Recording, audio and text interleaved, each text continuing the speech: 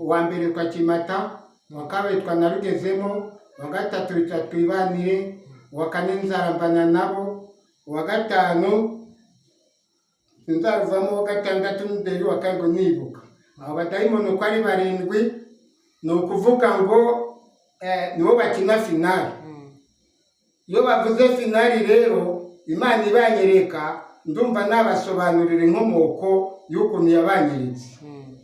Njyewe nari ndi gusenga ndi mu butayu, aho mu munani Satani yarunze ubutunzi. Mwibuke ko yazamuye Yesu akavuga ngo nupfukama ukandamya ndaguhera biriya. Uwo ngaho akanya yarahagaze asanga imyenda myiza ngo ya Shinari n'ibindi. Aho na niho yaguye n'abisiraye niho baguye. Niho dusoma muri Matayo 24:10 ngo nibwo benshi bazasubira inyuma. Ndi kugira ngo abenshi bahagaze ku munani mu minyamakuru yo mu munani ko Satani yarunze ubutunzi. Ndagira ngo mubwire ngo hari butike, hari amatelefone, ndetse hari n'amazu meza, ndetse hari n'inkoko, hari akabenzi, ndetse hari n'amafi yokeje. Aho rero ni uri kugira Satani akakwereka bazabana Satani yafashe bugwate. Munyemere muve mu maboko ya Satani. Yeremiya 5:9 haravuga ngo nimuhunge muve muri Babuloni. Ushaka kuvuga uti mbese Babuloni mu Rwanda irahari? Niba uri umusambanyi muri Babuloni, niba uri igisamburi muri Babuloni, niba uri umubeshi uri muri Babuloni, ndahamya neza ko amagambo mvuga mushobora kuyumva. Ndagira ngo mubwire ngo abari mu maboko ya Satani, Yesu yaravuze ngo abakora ibyo Satani ararikira ngo n'abana ba Satani. Ariko umunsi ndagukangura kuva mu maboko ya Satani. Satani yarakatiwe mw'abagabo mwe. Satani ntatize gusaba imbabazi. Igihe cye cyararangiye ariko twe turacyafite imbabazi. Mbese tumeze nko Satani abantu yafashe bameze niba wabonye inkoko agaca akayifashe. Abo bari ku ngoma zabo bami, Imana yo mu ijuru izimika ubundi bwami butazarimbuka buhabwa ubwoko bw'abera. Danieli 7:7 ho hakavuga ngo 7:27 akavuga ngo maze ubushobozi n'icyubahiro cy'ubwami bwose buri mu isi ngo bizahabwa ubwoko bw'abera. Ndagira ngo kandi nongere mbibutse ko Imana irema umuntu yari yaramuhaye ububasha. Umuntu aremwa yari umunaziri, umuntu aremwa Imana yamuhaye umubare w'ibanga. Ndagira ngo mubwire ngo wa mukristo uhagaze mu munani, Imana yaguhaye umubare w'ibanga, kandi umubare w'ibanga ni uwawe bwite. Basuhuza abakunzi ba Yesu Ariko Ngoma TV, amahoro y'Imana abane namwe aho muherereye mwese. Ndabakunda inshuti zanjye mwese, mbifurije icyumweru cyiza no kuzatangira iki cyumweru mubana n'Imana. Imana igubeze ibashyigikire muri byose mu byo mukora. Nshuhuje abakristo bakiri ku rufatiro rwa Kristo, kandi namwe mwabivuyemo ndabashuhuje mugaruke ku rufatiro rwa Kristo. Tugiriwe umugisha nongeye guhura na wa musaza Imana yahaye ubutumwa ku isi yose bukomeye cyane. Ngiriwe umugisha rero wo kumubazanira kugira ngo twongere tubashe kuganira. Reka tumwakire kuri isheni, kuri televiziyo ya Yesu Ariko Ngoma, kugira ngo amahoro y'Imana aze kubana namwe. Kandi ndabinginze iki kiganiro muze kugitangira kandi muze kugirangiza, kuko murakura mu byinshi, murungukirwa byinshi. Muze umeze neza? Turaho turashima Imana. Turanezerewe cyane kongera kubabona. Nagushatse igihe kirekire, ntumba n'abantu benshi, ariko ngize amahirwe yo kongera kukubona uyu munsi wa none. Wari waragiyeho, byakugendekeye gute? Anjye ndishimye. Kugeza iyi saha uzi ko dukora imirimo itandukanye, ariko cyane ko dushaka n'ibitunganya imibiri, niyo mpamvu ntaboneka.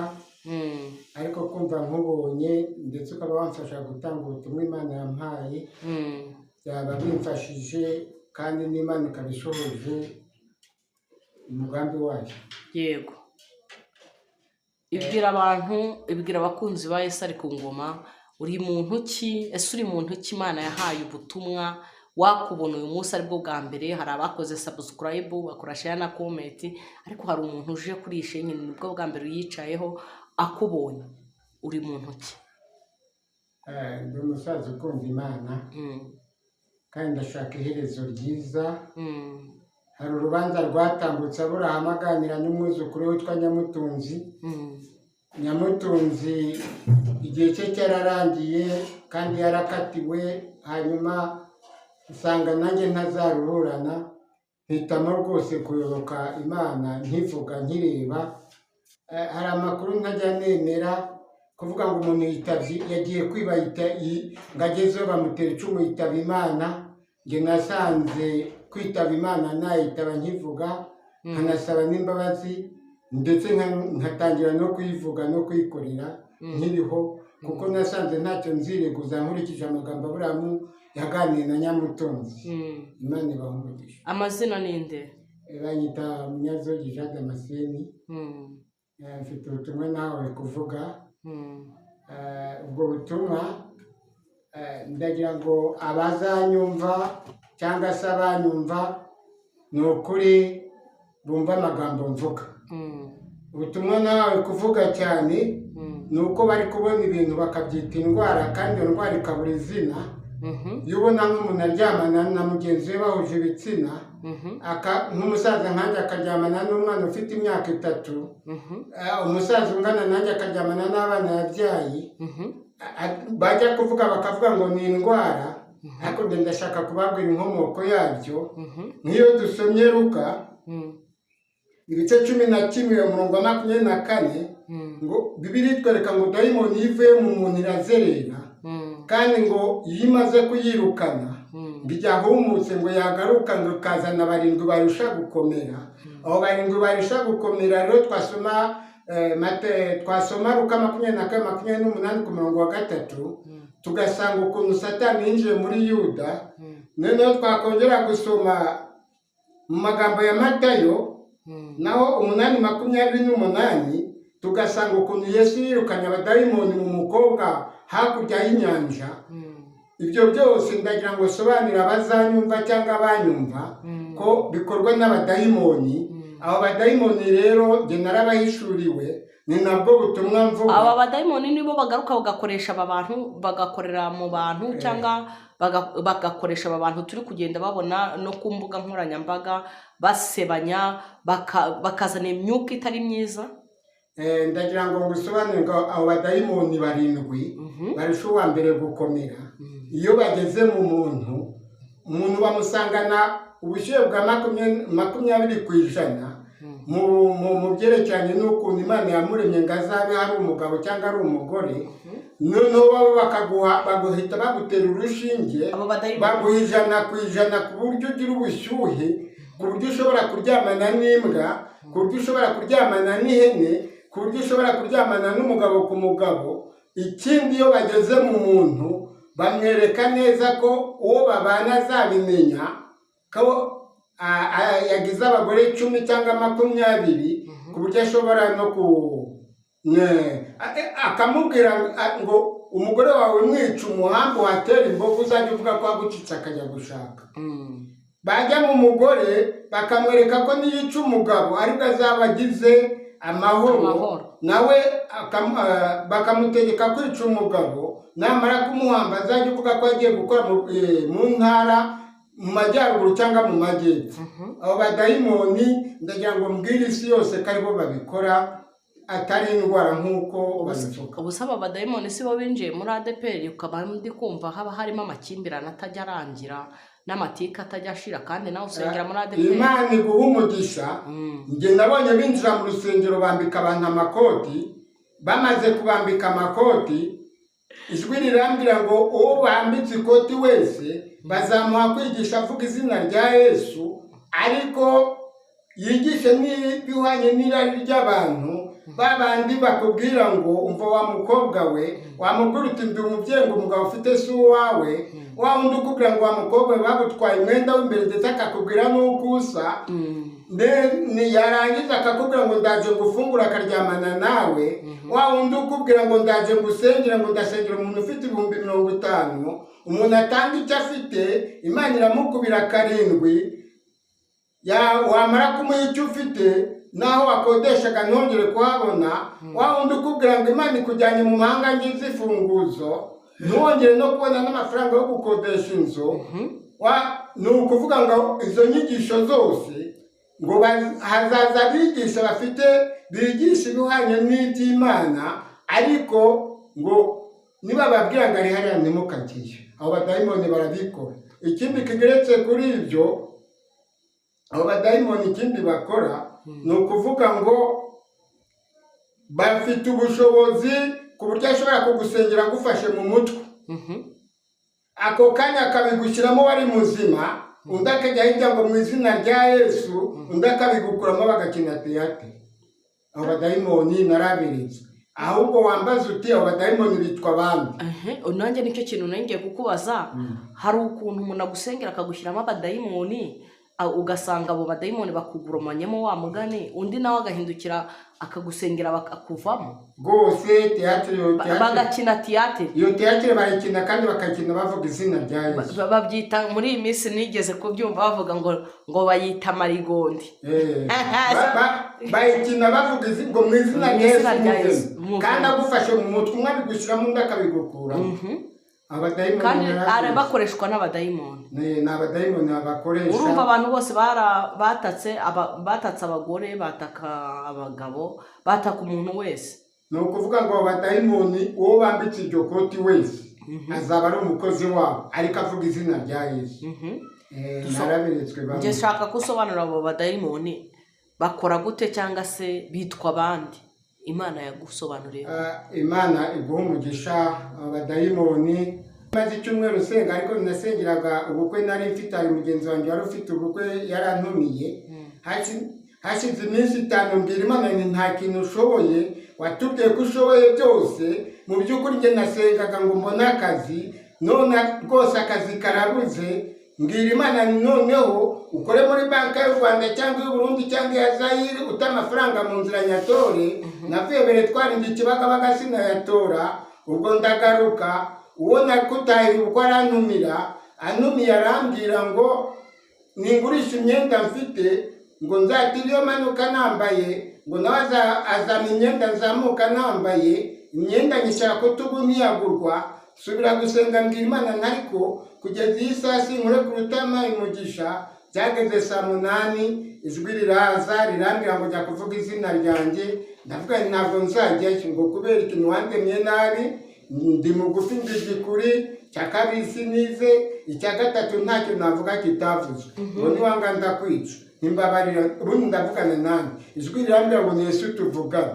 None se jya kuvuga izina ryawe, nzamenya mvuga iki, nzajya hehe, ikitaravuzwe n'iki nzavuga. Ijwi rirambwira ngo jya kuvuga aho Abisirayeli baguye, maze none se nzabwirwa n'iki. Nibwo nabonye abo bagabo 7 binjira mu rusengero bari kwambika abantu amakoti. Noneho ngo abo bagabo bazazana abasambanyi n'abarozi n'ibisambo babahabwa imirimo mu itorero, ngo umuntu nasambana afatwe, nimuhumiriza musenga umwana bamuroge, ngo nimuhumiriza musenga telefone bayitwara. Ngo abo bagabo rero bazabigisha bavuga ifite intimba z'abana Satani yafashe bugwate, munyemere muve mu maboko ya Satani. Yeremiya 5:9 haravuga ngo nimuhunge muve muri Babuloni. Ushaka kuvuga uti mbese Babuloni mu Rwanda irahari? Niba uri umusambanyi muri Babuloni, niba uri igisambo uri muri Babuloni, niba uri umubeshi uri muri Babuloni, ndahamya neza ko amagambo mvuga mushobora kuyumva. Ndagira ngo nkubwenge abari mu maboko ya Satani. Yesu yaravuze ngo abakora ibyo Satani ararikira ngo n'abana ba Satani. Ariko umunsi ndagukangura kuva mu maboko ya Satani. Satani yarakatiwe mw'abagabo mwe. Satani ntateze gusaba imbabazi. Igihe cye cyararangiye, ariko twe turacyafite imbabazi. Mbese tumeze nko Satani abantu yafashe bameze niba wabonye inkoko agaca kayifashe. Abo bantu basa n'aba. Umukuru wabo yitwa Kimata, wa kabiri yitwa Nabigezemo, wa gatatu yitwa Twibanire, wa kane yitwa wa mbere yitwa Kimata, wa kabiri yitwa Nabigezemo, wa gatatu yitwa Twibanire, wa kane Nzarambana nabo, wa gatanu Nzaruvamo, wa gatandatu Nderi, wa karindwi Nibuka. Abo badayimoni uko ari 7 ni ukuvuga ngo nibo bakina finali. Iyo bavuze finali rero Imana ibanyereka, ndumva nabasobanurira inkomoko y'ukuntu yabanyeretse. njyewe nari ndi gusenga ndi mu butayu, nari mu izina rya Yesu bambitswe amakoti. Noneho ndangije mbona tugiye mu giterane na gurupe yanjye, tugeze ku kiro dushigaje metero 2 ngo twambuke ikiraro kiragwa, dusubira inyuma turi gukambakamba. Ngeze inyuma ijwi rirambwira ngo aho mwari mugeze, mbona bashinze igiti bateyeho icyapa bandika 8, ngo Abisirayeli baguye mu 8 bari kujya mu 10. Noneho ndangije ngo twambuka n'ibirenge tubona inanasi hakurya y'umugezi, duca inanasi tugeze imbere tuhasanga imodoka y'Itoyota, turayura dutangira kurya inanasi, shyira akaboko hejuru ntese inanasi uzihase ninde, ijwi rirambwira ngo uhasize inanasi ni Yesu, ngo izina rya Yesu bambitswe amakoti. Noneho ndangije mbona tugiye mu giterane na gurupe yanjye, tugeze ku kiro dushigaje metero 2 ngo twambuke ikiraro kiragwa, dusubira inyuma turi gukambakamba. Ngeze inyuma ijwi rirambwira ngo aho mwari mugeze, mbona bashinze igiti bateyeho icyapa bandika 8, ngo Abisirayeli baguye mu 8 bari kujya mu 10. Noneho ndangije ngo twambuka n'ibirenge tubona inanasi hakurya y'umugezi, duca inanasi tugeze imbere tuhasanga imodoka y'Itoyota, turayura dutangira kurya inanasi, shyira akaboko hejuru ntese inanasi uzihase ninde, ijwi rirambwira ngo uhasize inanasi ni Yesu, ngo uko Eliya ngo uwagaburiye Eliya niwe ubagaburiye, ngo mwumve ijambo ry'Imana murya inanasi, ngo kandi imodoka ubona si imodoka ahubwo ni itorero rigiye kuvuka. Mbona umuntu wicaye kuri tirigisonga uriya ni Yesu kuko ariwe mukuru w'itorero. Mbona umudayimoni umwakubanutse ya modoka yujuje umutwe mu kirahure. Noneho haturuka shefu igeze hejuru yacu bateraho icyapa bandikaho 3, ijwi rirambwira ngo asengaga rimwe ajya asenga 3, ngo bari abagabo ngo shebuja bakoreye inama, ngo arababwira ngo igihe cyacu kirarangiye, ngo mugende mukorere mu itorero, ngo nubwo muzabona abantu benshi. Noneho ndangije nibwo naho amagambo yo muri Matayo 24 ku murongo w'10 havuga ngo nibwo benshi bazasubira inyuma, wagera kuri 22 akavuga ngo iyo ariyo minsi itaraganijwe ntajyaga kuzarokoka n'umwe. Ntabwo isomo ryo muri Daniel 7:15 ngo njyewe Daniel nifuza kumenya amaswa ya kane yafashe ibintu ikabimenagura ibisigaye ikabisibagisha amajanja, ngo abami bo mu isi bakayikurikira bayikomera amashyi. Wagera kuri 22 akavuga ngo niryo hembe rirakura rirwanya baragenda kubanesha, kugeza ubwo umukuru nyiribihe yazatsindishiriza abera bisumba byose. Ntabwo isomo ryo mu Byahishuriwe 13:6 ngo inyamaswa izahabwa akanwa ko gutuka Imana n'ababa mu ijuru n'ababa mu ihema, ihabwe gutwara amoko yose n'amahanga yose n'indimi zose, ngo kandi abari mu isi bose bazayiramya. Ntabwo Ibyahishuwe 3:10 ngo nimwe mwagumanye nanjye nzabandika ikigeragezo kigiye kugerageza isi yose. Ndangije guhabwa ayo magambo nibwo natangiye kuvuga ubwo butumwa. Yesu nashimwe. Nibwo natangiye kuvuga ubwo butumwa. Igana ukore kuri Yesu niho hari igisubizo cyawe, muri Yesu harimo byose. Igana ukore kuri Yesu. Hari umugabo yari mugufi cyane, arazinduka arabyigana, ntiyamubona, yumva amatangazo aho bari bunyure, arirukanka yurira igiti. Igana ukore kuri Yesu niho hari igisubizo cyawe, muri Yesu harimo byose. Igana ukore kuri Yesu. Ndagira ngo nkubwire akamaro ko gukora kuri Yesu. Bafashe umugore asambana, bati noneho rero tugiye kukwica, ariko turakwica tubanze kukunyuza kuwazanya amategeko. Bageze imbere ya Yesu batese umumujyanye, bati tuje kumwica kuko tumufasha asambana. Yesu arababaza mbese asambanaga nane ngo aducitse ariruka. Ariko none ukuntu Yesu imbere ye, ndagira ngo ngusobanurire imbere ye ukuntu hari uburyohe. Noneho Yesu ngo aravuga ngo ndabyemera, ariko ndajya mvuga icyaha cye nawe ajye hamwe nawe tumwicane. Arangije rero we yanditse icyaha cy'akagenda, abaza wa mukobwa ngo mbese bari baje kukwica barihe? Aravuga ngo bagiye. Yesu agirana ikiganiro nawe. Iyo ubyigamye ugakora kuri Yesu mugirana ikiganiro cyanditswe mu Migani ku murongo wa 7 umurongo wa 1 hagira hati, mwana wanjye komeza amagambo yanjye ukunde ubeho, n'ibyigisho byanjye birinde nk'imboni y'ijisho ryawe. Bakagirana ikiganiro cyanditswe mu Bakorinto ba 2:17 haranditse ngo kandi uve hagati y'aba bandi, ntukongere gukora ku kintu cyose gihumanye, nanjye nzakwakira. noneho wamara kugirana neza ikiganiro, uwo mugore rero ngo aratashe ageze mu nzira ahura n'abantu bati ntabwo twari tuzi ko uri umukire, umuntu ukuburaniye bagukatira urwo gupfa ukaba utashye nta kinyunguti bakuriye byatewe n'iki. uwo mugore yatera agakorasi kavuga ngo dosiye yanjye yari yanditse nabi, Yesu ayibonye ayihindura neza. noneho ngaho nk'ejo yumva ko Yesu yaje kwa Simoni, arirukanka ageze mu nzira asanga Yesu yatambutse, arirukanka no kwa Simoni arira ku birenge bye, noneho akarira. avuyeyo rero ahura n'umusore ngo bajyaga baryamana, aramusifura ngo yari afite ipaki y'itabi, ari kunywa itabi afite n'icupa ry'inzoga mu ntoki. noneho amusifuye, umugore amurebera ku rutugu, atera kandi gakorasi kavuga ngo aho narinuye ntabwo ariho ngituye, Yesu yaranyimuye ntabwo ariho ngituye. aza aririmba, ageze mu rugo umukobwa bajyanaga mu buraya aramubaza ngo ariko ngo mango ngo wigeze ute ngo usigaye uvuga uririmba. arongera atera kandi gakorasi ka gatatu kavuga ngo hari impamvu ibintera, hari impamvu ibintera, hari impamvu ibintera bigatuma ndirimba. Yesu nashimwe. ndi kugira ngo mbwire abantu bene data, aho ngaho mu munani ndagira ngo mpagusobanurire neza. Habakuki yahise ku munara, Merodikayi ahita ku marembo, Petero ahita ku musozi. aho ku musozi rero ndagira ngo nkubwire, birashoboka ko wirukana abadayimoni, birashoboka ko ukiza abarwayi, ariko ndagira ngo nkubwire ngo ibyo ntibikunezeze. ndagira ngo nkubwire mu munani aho ngaho n'Abisirayeli baguye, ijwi ryambwiye ngo Abisirayeli baguye mu munani. ndagira ngo nkubwire abazanyumva bose ko aho mu munani amakuru yawo uzahakandagira uhazi. twasoma mu Kuva 3:11, Mose abwira Imana ngo ndi muntu cyo gukandagira imbere ya Farawo. Imana iramubwira ngo genda, nugera imbere ya Farawo nzaguhindura nk'Imana. bishaka kuvuga ngo igisubizo kiri mu Kuva 7:1. n'Imana yasubirije Mose ngo nzaguhindura nk'Imana. aho mu munani ba Petero batarahabwa umwuka wera, ndagira ngo nkubwire ngo Petero yarahagaze nubwo yotaga, yari ari kureba abo bagabo abari bagose Yesu. aho mu munani Satani yarunze ubutunzi. mwibuke ko yazamuye Yesu akavuga ngo nupfuka mukandamya ndaguhera biriya. uwo ngaho akandi yarahagaze asanga imyenda myiza ngo ya Shinari n'ibindi n'ibindi. aho na niho yaguye n'Abisirayeli niho baguye. niho dusoma muri Matayo 24:10 ngo nibwo benshi bazasubira inyuma.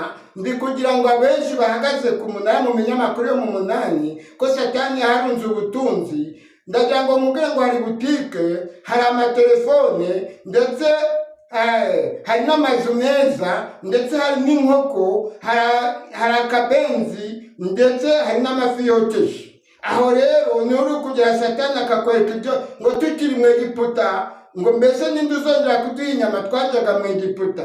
babwira Aroni ngo turemere indi mana. ndagira ngo mwumvire ngo mu munani niho dukina na finali n'ikipe ya nyuma. iyo kipe rero ya nyuma ndagira ngo mwumvire gukoresha ijambo rivuga ngo ngwino nkwereke, ariko mu icyenda izakoresha ijambo rivuga ngo ntabwo dushaka ko mwongera kuvuga cyangwa kwigisha muri rya zina. Yesu nashimwe. ndagira ngo noneho nse n'uwasimbuka gatoya turebe icyatumye Pawulo mu Bakorinto ba 2:1. Pawulo avuga ngo nuko rero bakundwa, ubwo dufite ibyo twasezeranijwe twiyezeho imyanda yose. Petero nawe mu rwandiko rwe rwa 2 ibice 3:17 havuga ngo nuko rero bakundwa, ngo ubwo muburiwe hakiri kare mwirinde mutobya n'uburyo bw'uburiganya mukareka gushikama kwanyu. ndagira ngo mbabwire ngo niba uhagaze mu munani, ndagira ngo nkubwire amakuru. banza urebe ahantu uri kujya n'uruhembo tuzabona, uko tuzasa ntikurerekanwa. ndagira ngo nkubwire ngo iyo Imana yari kuzanabara ndeshya gutya ntabwo byari kuzanezeza,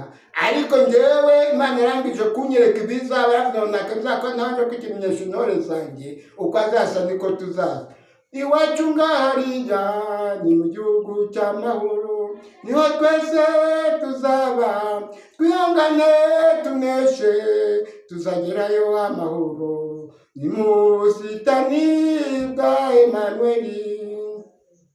Yesu nashimwe. Ndagira ngo nkumbuze bene data bahagaze mu munani ahantu turi kujya, mushikame mwo gukuka agasatsi na kamwe, mumenye ahantu turi kujya ibihembo tuzabona. Tubisoma muri Daniel 2:44, haravuga ngo nuko ku ngoma zabo bami Imana yo mu ijuru izimika ubundi bwami butazarimbuka buhabwa ubwoko bw'abera. Daniel 7:7 ho hakavuga ngo 7:27 akavuga ngo maze ubushobozi n'icyubahiro cy'ubwami bwose buri mu isi ngo bizahabwa ubwoko bw'abera.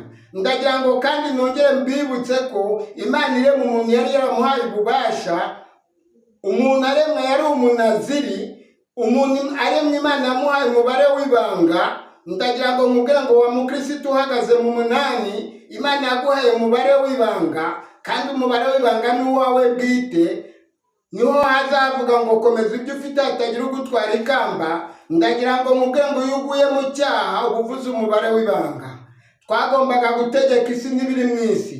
Twagombaga kujya kuroba dukoresheje ururimi ukabwira ifi ngo hagarara. Twagombaga kujya kurya tutabanje kuvunika. Ariko tumaze kuvuga umubare w'ibanga, tuzanirwa ibyago byose mubona kurya umuntu abanje kwihakuya. Ariko turacyahagaze mu mahirwe ya kabiri.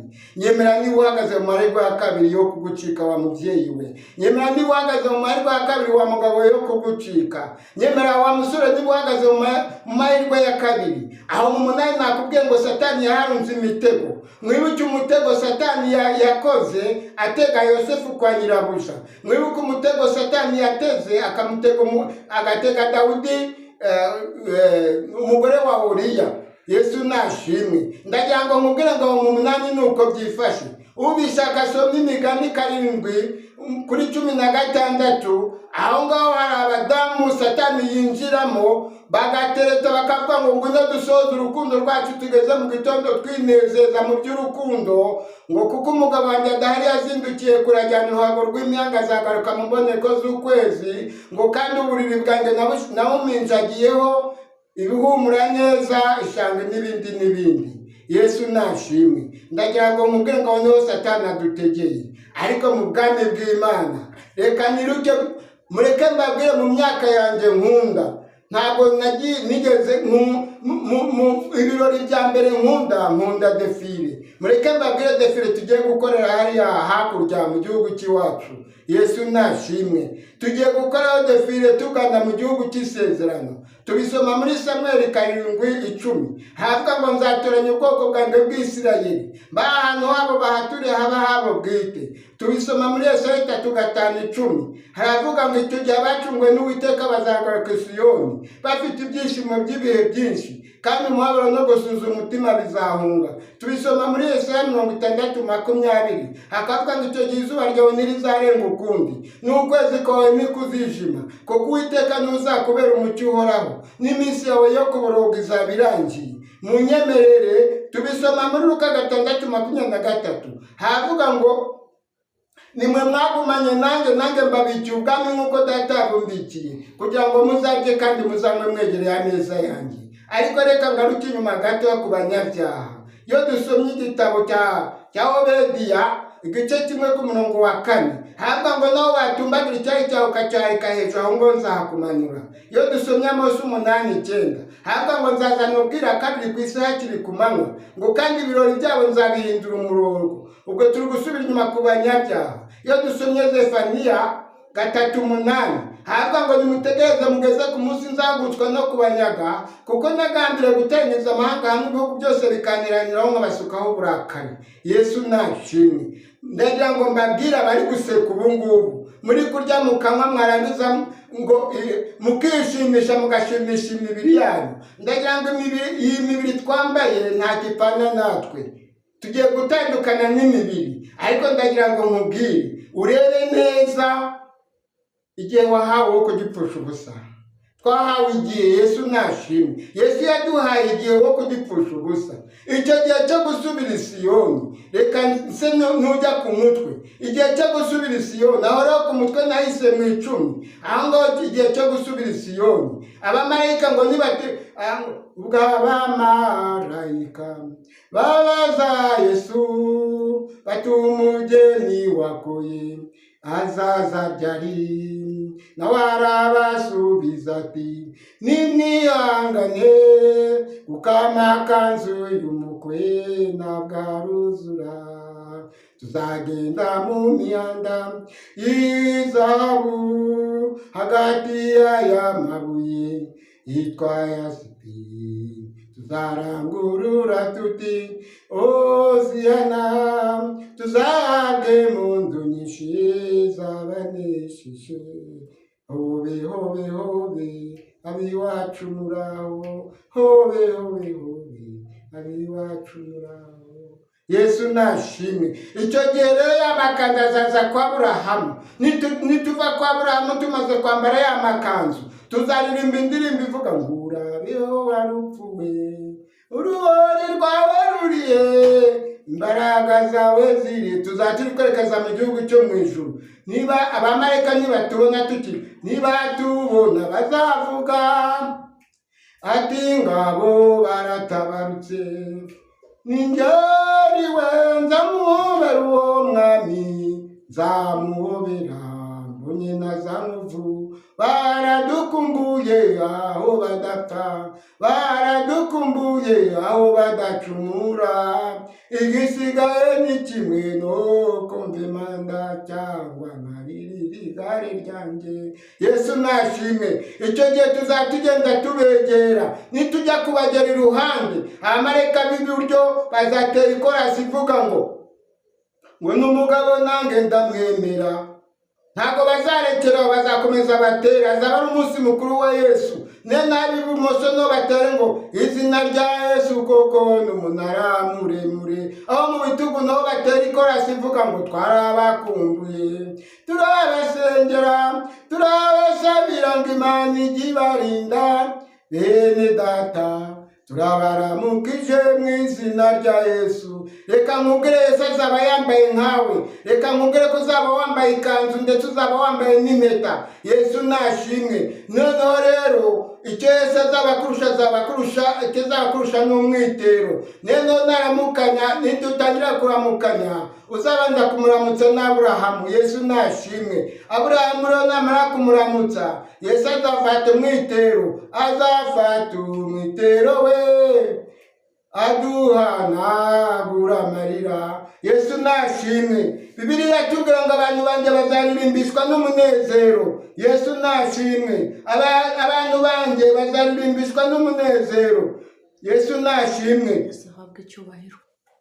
Noneho rero uzajya uramutsa Yesu witure mu mudiho. Nagera ku muntu wa nyuma azakurikizaho gahunda dusoma muri Luka 24:28. Haravuga ngo nimwe mwagumanye nanjye mbabikiye ubwami nk'uko data yabumbiki, kugira ngo muzarye kandi musangwe mwegereye ameza yanyu. Reka mbahishurire ko mu byo tuzarya yabivuzeho gato ngo azabwira abagaragu ngo nimugende muzane imfizi nini kandi ishishe muyibage. Yesu nashimwe.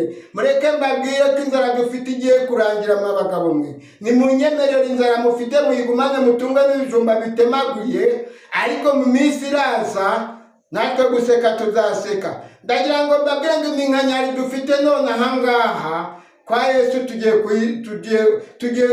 gushira.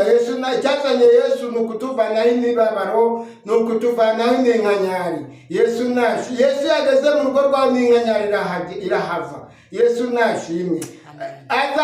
Nitumara kurya azakurikizaho ijambo. Ariko tugira aho ngaho ngo umumarayika umwe azabaza Yesu ngo dufite ikibazo kuva twabana kugeza ubu, nibwo bwa mbere tubonye wishimye kurusha iminsi twamaranye. Ngo Yesu ababwira ngo ikinteye kwishima ngo ni ukuri ya mwana wanjye yari yarapfuye none akaba azutse. Nubwo Yesu mu ijuru bakoma amashyi, nubwo bahora baririmba, ariko Yesu afite intimba z'abana be. Yesu nashimwe. Yesu afashwe n'agaca mu maboko ya Satani, ariko ndabakangurira kuva. Yesu turacyafite amahirwe. Yesu nashimwe.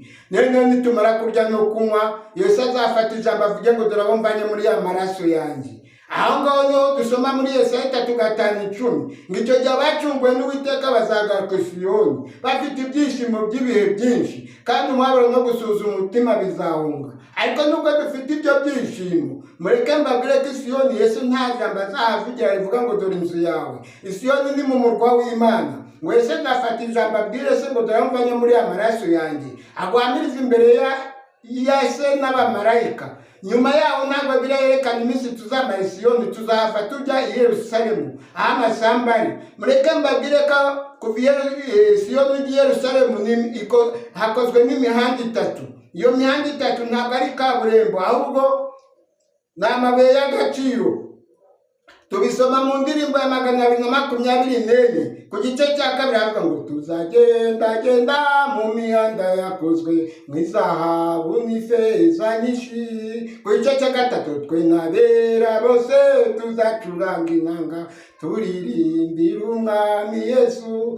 Icyo gihe Yesu natujya imbere agiye kutugabira kubaho kw'iteka, kandi agiye no kutwereka ayo mazu. Yesu nashimwe. Ndagira ngo nkubwire ngo tuzaba turi kuri defile.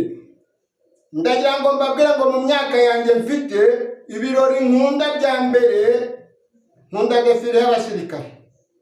Kandi iriya defile ntabwo wabwira igihugu ngo nyumva barebera nkunda bikunda reka njyemo utarabinyuzemo. Munyemerere rero natwe ingando turimo igiye kurangira, tujye muri gakondo yacu. Amen. Ndagira ngo mbabwire ngo turi mu ngando. Iyo umuntu ari mu ngando ntabwo yambara iniforume yambara amaze kwambara ingando. Nkunda abayobozi iyo bari kwambika bari abana bavuye mu ngando, ariko ingando iraryana mu bakirisitu mwe. Ndagira ngo ngaye abantu bari kuvuga ngo njyewe ngo ngiye kubivamo ngo Imana ntakimariye. Ndagira ngo mbabwire ngo ibihembo byacu tuzabibona ariko tugeze muri gakondo. Ntabwo ibihembo byacu biri hano ku isi. Niba ushaka inzu, ukaba ushaka korora, ukaba ushaka kubyara, ndagira ngo nkubwire ngo Imana yaravuze ngo mvubira ababi n'abeza. Ibyo byose turabisangiye na bariya nyirabavuma. Dufite ibihembo byacu twihariye twebwe. Yesu nashimwe. Yesu ashaka kudusubiza muri gakondo yacu. Ubishaka bisome muri Zaburi 37 ku murongo w'10 havuga ngo abategereje Uwiteka bazaragwa igihugu. Ubishaka bisome muri Zaburi 145 ku murongo wa 18 havuga ngo Uwiteka aba hafi y'abamutakira, kandi abamutakira mu by'ukuri azasohoza icyo bamusaba.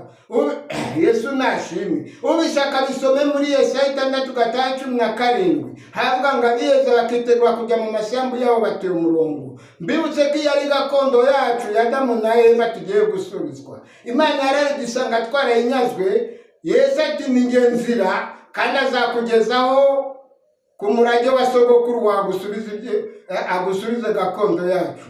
Ubwo rero uwo muhanda mu gihe tuzatugendamo tugenda turirimba ngo tuzagendagenda mu mihanda yakozwe. Abamarayika nibo bazaba baririmba indirimbo batugose, bazaba bari haruguru no hirya. Yesu azaba ari imbere akurikiwe na Aburahamu na Mariya n'umukobwa wa Yefuta. Yesu nashimwe. Ndagira ngo nkubwire ngo twese tuzaturi inyuma ya Yesu tugiye kugabirwa kubaho kw'iteka.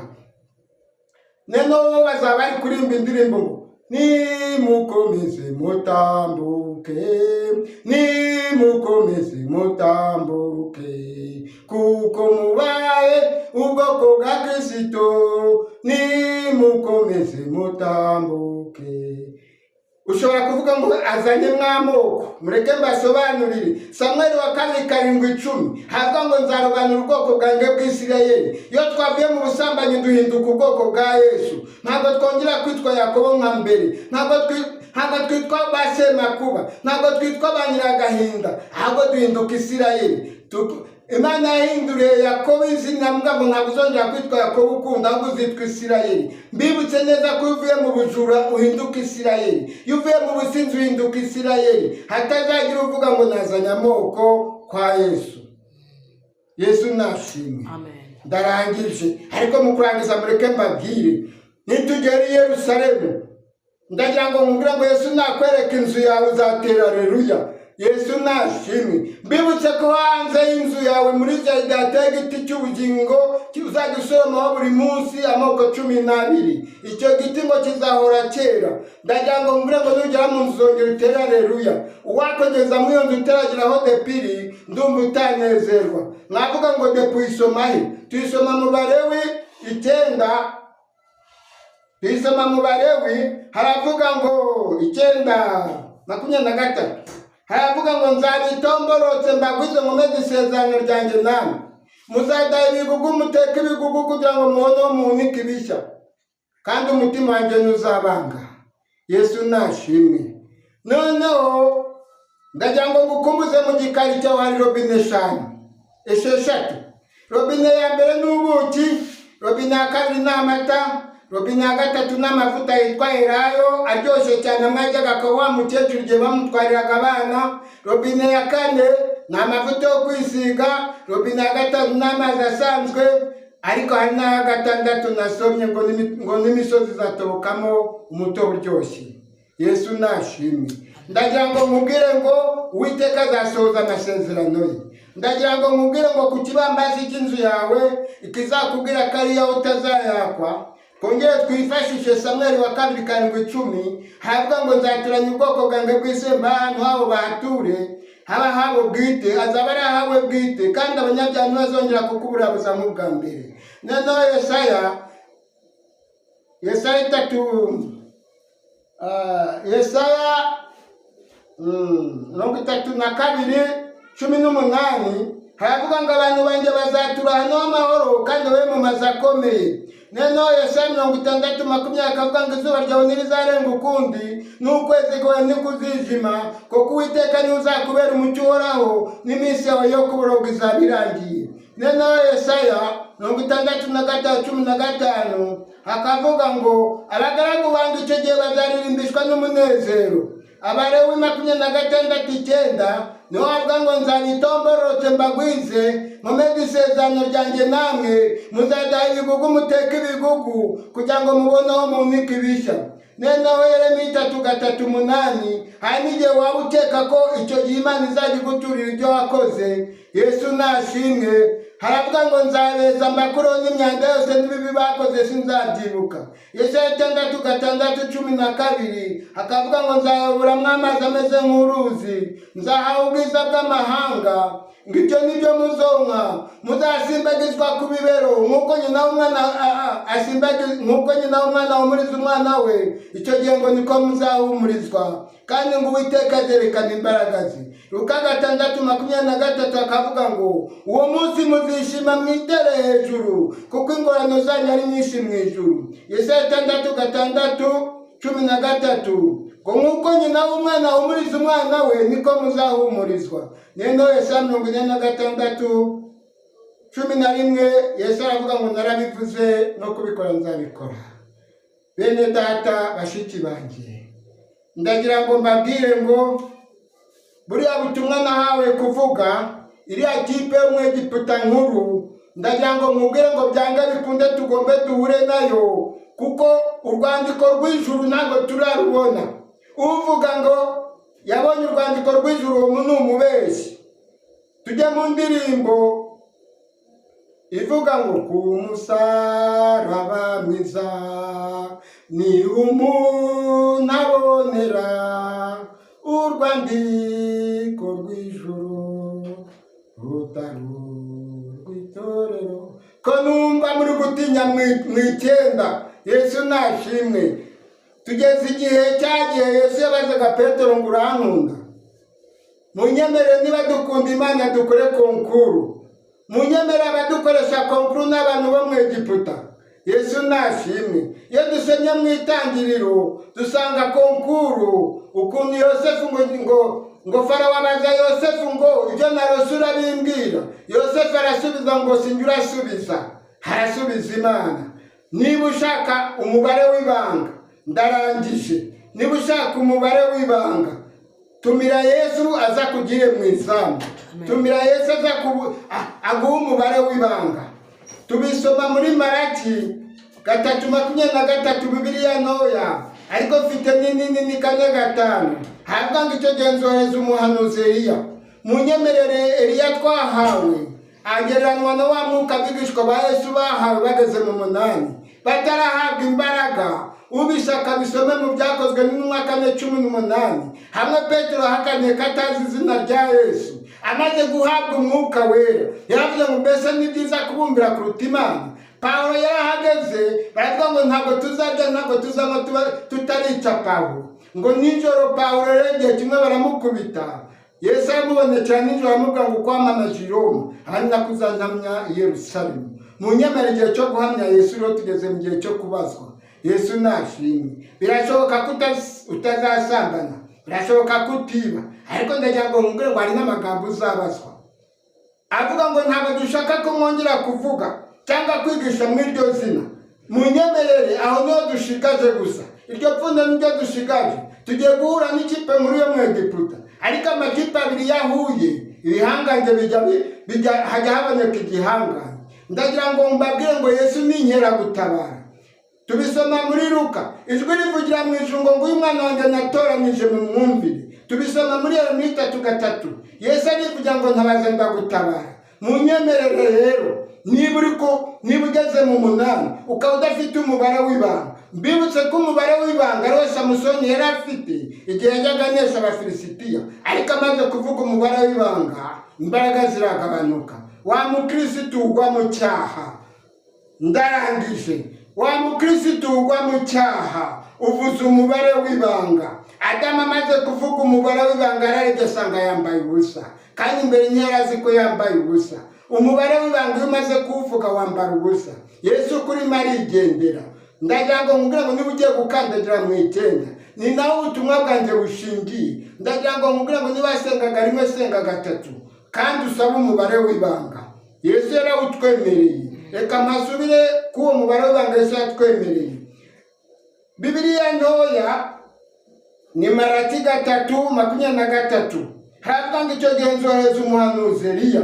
Eliya tuzahabwa ni Yesu uziyizira, kuko Yesu ni ukina finali.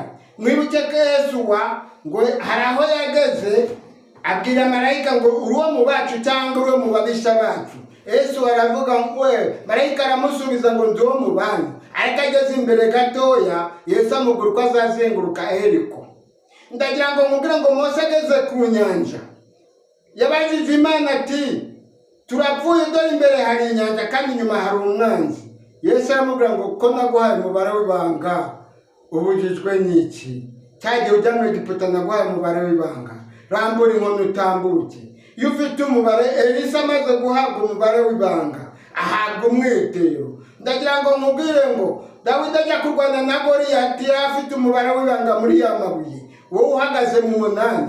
Ndagira ngo nongere mbabwire ndumva ntakoze icyaha. Iyo uhagaze mu 8 Yesu ntabwo aguha umubare w'ibanga. Umubare w'ibanga uguha uko uhagaze mu 9. Kandi mu 9 nababwira ngo muzasome muri Matayo 24:10. Ni handi bazavuga ngo ntabwo dushaka kumwongera kuvuga cyangwa kwigisha muri iryo zina. Amen. Imana ibaho umugisha. Ariko reka akanya gato reka nshagatekerezo. Umuzungu yavuye i Burayi aragazana n'umugore we bageze mu Rwanda ntibabyara. Agiye gusubira i Burayi ngo bashaka umukozi ababera mwiza. Uwo mukozi ajya kuvuga yabashirizaga ariko abanje gupfukama. Noneho bagiye gusubira i Burayi kandi batarabyaye. Umugabo ahamagara umugore ati nguhe iki? Uriya mwana tumuhe iki ko mukunda? Umugore n'ujya ufata imyanzuro ya nyuma ati njyewe nta mwana nari kubyara inyubaha nk'uriya mwana, nyemera mushyire mu irangamuntu yanjye nzamurage ibyanjye. Babibwiye umwana ajya gusubiza arapfukama arishima cyane ati nanjye nkakandagira i Burayi.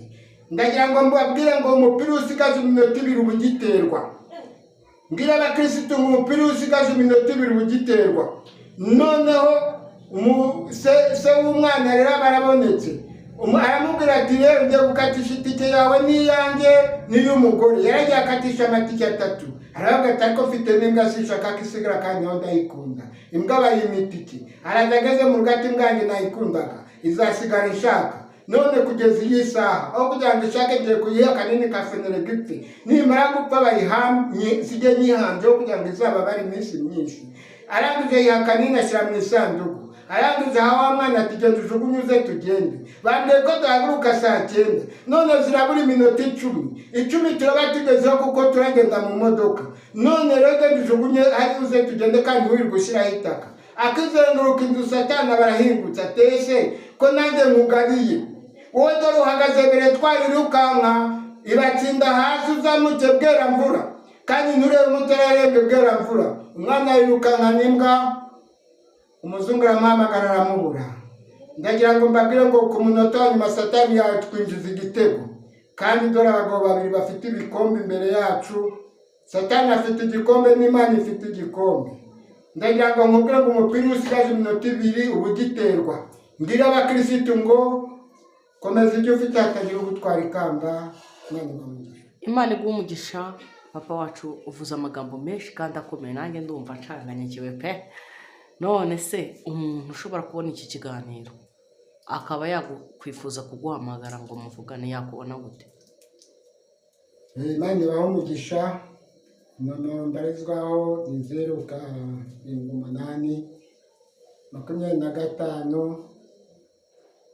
25 39 Iyo niyo nimero yawe. Iyo nimero yawe. Imana iguha umugisha. Utubwiye mu 8 ariko numvise ufite ubundi butumwa bukurikira ubu ngubu mu 9 no mu 10. Shaka ko aho hantu naho uzahatubwira. Iki ni igice cya mbere, ukazatubwira ku gice cya kabiri ukadusobanurira abantu mu 9 no mu 10. Imana iguha umugisha. Aho ngo mu 8 mu 9 twasoma muri Luka 5:7 aravuga ngo muyikoreze amaganya yanyu yose kuko yita kuri mwe, ngo dore umurezi wanyu Satani azerera nk'intare ashaka kubacoshomera. Shaka ko uzaza kubisobanura. Reka dusoreza ikiganiro aho ngaho urabarubesheje agace kanyuma. Shalom shalom, ndabakunda. Mukore subscribe, share na comment kandi nimudukunda mubitwereke, mubyandike muri comment, mubitwereke rwose. Nzongere mutumire mugarure kuri iyi share, ndabize mugira urukundo.